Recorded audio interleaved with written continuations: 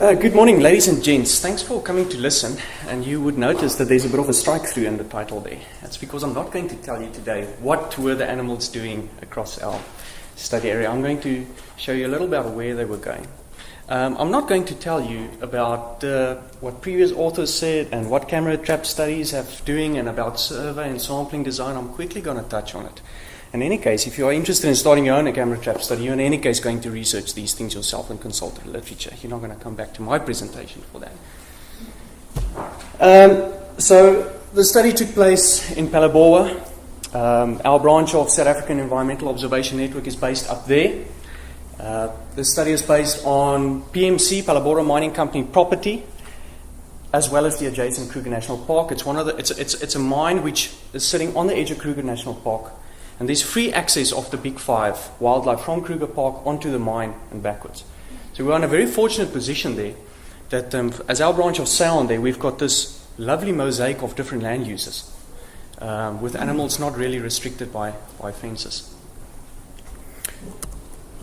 So the justification of this whole project is, so we needed a method to monitor the different habitats by large herbivores, especially the mine as well. We are the environmental consultants.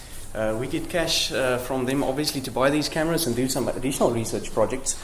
And that's part of their biodiversity action plan. You know, information from this is very valuable to them.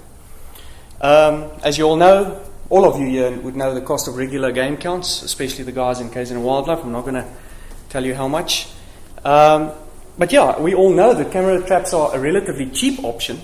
With most of these models and these manufacturers, these things costing between 3,500 and 4,000 rand per camera. And it seems like that was the price over the last 10 years or so. It seems like the prices of camera traps, and I think it's because, I think you mentioned, because of competitiveness and a lot of manufacturers making these things these days, the price hasn't really elevated. But there are some drawbacks, and I'm going to get to that towards the end of the talk. So PMC is Palabora Mining Company, that's local mine. So fortunately, with their funding, we've been able to establish a small, I think a relatively small network of camera traps, but it's been happening for quite some time now. So just to go to the study area, if you would bear with me, it's a bit complicated. The green line indicates the fence between Kruger National Park and mining property. Okay, so this part here, which is actually the mine's game reserve, okay, borders the fence, and I've made a little red circle there at the bottom because it's open. The animals can move through there from Kruger National Park into this area, and there's about a fence round about here on the western boundary, which really prevents any animal from going any further. South, you've got the river, which is a kind of a border, but we all know in the dry season animals can cross fairly easily backwards and forwards, especially the elephant. And this is Kasele Game Reserve, which is part of the APNR. So yeah, and I have to point out, this is the Tailings dams, and this is a rock dam. And both these areas are differently rehabilitated areas on the PMC property. And we refer to this as an operational area. Okay, to go in there, you need to go through all the admin and your fluorescent vest, and you're not allowed to carry a rifle, which is exciting at times. So what we've done is we've placed cameras in the terrestrial part of Cleveland. This is the name of the nature reserve, and then we've got some on the Tailings dams on this rock dam, and then we've got a set of cameras all along the river here inside Cleveland in the riparian habitat, and then also a few down into Kruger National Park. Now I must apologize. I noticed now, and I thought about it now just while I'm thinking of my presentation, I did not include a scale bar for you, but more or less from here to there is about 4 kilometers. Okay. That reserve, Cleveland, which goes from here more or less all the way up to there, it stops round about there, near a golf course, it's about 1,700 hectares. So the scale, the area is not very large. Just to show you what the vegetation looks like on the rock dump, yeah, I'm not interested in the animals walking around here, but this is Pinnacetum grass. It's a grass often used to stabilize mine dumps. Very tough, like hyperenia or thatch grass, terrible for animals to eat here. They really resort to this as a last resort, at least. And so that's mostly what's growing here. It's been used in the rehabilitation process on this rock dump, this rehab area. And then you see in the back there's some Vachelias there, not acacias. It's called Vachelias these days, the straight thorn trees. Those have settled by themselves. It's actually Vachelia nilotica. No one knows how they got there. They kind of settled and... yeah, there's a community of them. And because of that, actually that's the only few occasions in like a sea of Mupani. We're actually up in the Mupani tree part of South Africa. And our bird service actually showed also some unique communities in that Vachelia woodland area. So that's a terrace. That's at least probably 100 meters above. There's these terraces. This rock dump is very high, and these animals just seem, the incline is at least 45 degrees, and they get up there and they graze and they browse and so on. So that's what the rock dump looks like. And then we've got the tailings dams. Looks very similar. That's, by the way, a Sharp's Grysbok, one of our more rare or uncommon small ungulate species, which I'm not going to talk about as well today. But what you can see here, typically the tailings dams have been rehabilitated with a very palatable grass, and then a little bit of a very, I think, if I'm not mistaken, a very unpalatable tree called a sand olive or a Dudunia viscosa.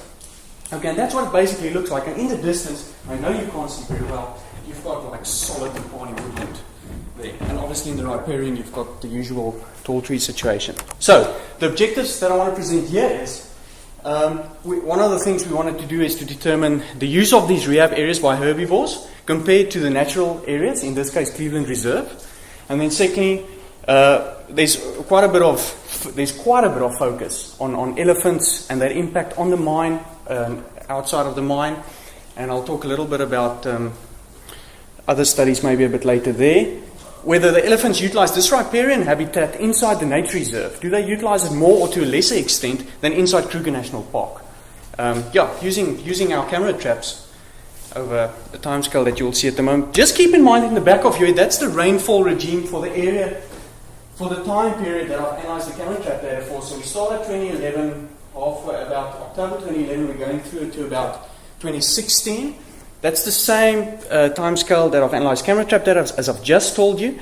And please keep in mind that we've had a drought recently. Okay, and we probably, hopefully, it seems like we're coming out of it just now, about a 2-year drought with very, very little rainfall towards the latter years, 2014-15 season and onwards. Okay, so firstly what I've done, I'm not going to present, with regards to the large herbivores, I'm not going to present you species data. I've grouped these animals into grazers and browsers. I'm going to present you some data on that, and then I'm going to present you some of the data on the elephants. Our camera trap data set is large. It's recorded. We've got a full-time person looking at the camera trap data, capturing it in our database. A little bit later, you'll see just the records here, how many I've analyzed. But for the purpose of this talk, let's have a look at the grazers. So across the mine reserve landscape, that's the grazers increase over time. Please take note the y-axis is mean visitation rate. Okay, so we are not talking here about densities or abundances. Okay, and you can see there's general increase across the years, but different patterns regarding animal presence between Cleveland, the reserve, and the mine. So that's the reserve area, and that's the two mine rehab sites pulled together on the right-hand side, the data.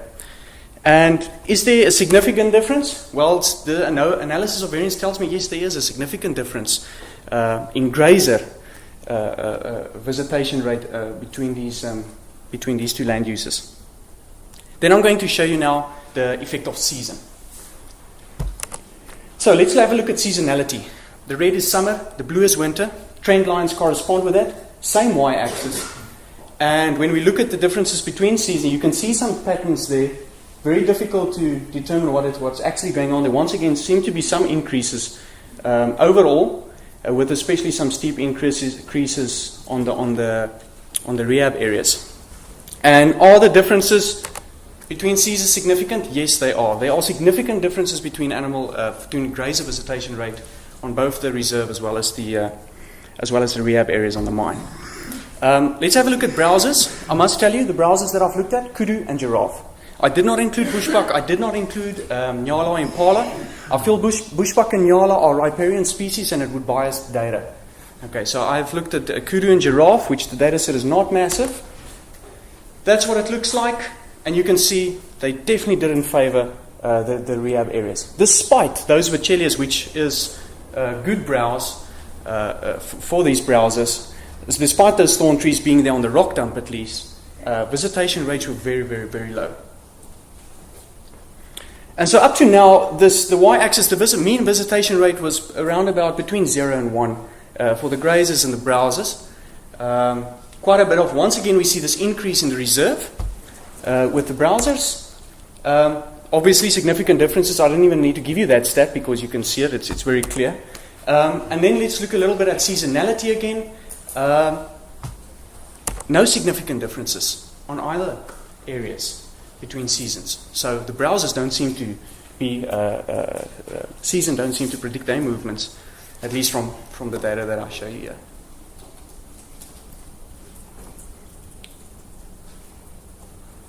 Something I want to else just that I forgot to mention. So summer season I classified from October to May every year. Okay, from October to May the following year. That's our summer season, our growing season. Okay, let's have a look at the elephant. Have a look at the y-axis.